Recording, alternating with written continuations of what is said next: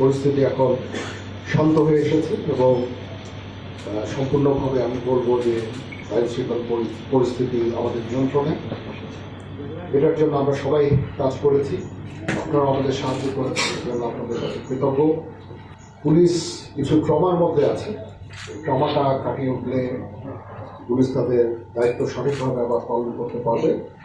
Police বিভিন্ন থানায় already কাজ শুরু করেছে, এটা একটা ভালো জিনিস। আমরা পুলিশকে প্রোটেকশন দিয়ে যাচ্ছি,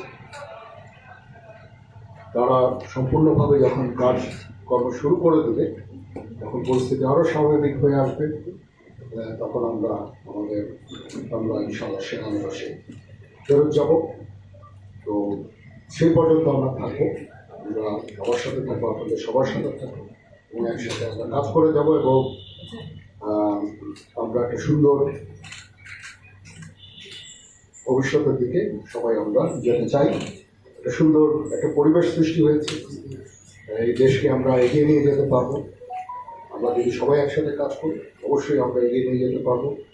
এখানে মাইনরিটি যে ইস্যুটা আছে, দেখলাম যে এখানে একেবারেই এরকম কোনো ঘটনা ঘটেনি। এখানে এই 8টা জেলায় এটা একটা অত্যন্ত ভালো দিক। কারো যদি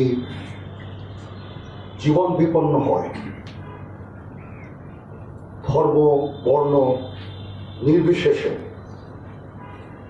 অবশ্যই আমরা তাদেরকে আশ্রয় দিয়েছি এবং তাদের বিরুদ্ধে যদি কোনো অভিযোগ থাকে, মামলা হয়, অবশ্যই তারা শাস্তির আওতায় যাবেন। কিন্তু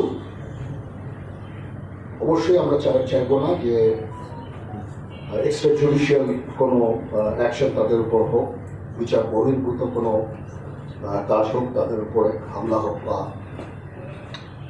তাদের জীবনে যে হুমকি যেটা আছে সেটা থাকলে আমরা তাদেরকে আশ্রয় দিয়েছি। আমরা এই সরকারকে সর্বতভাবে সাহায্য করব।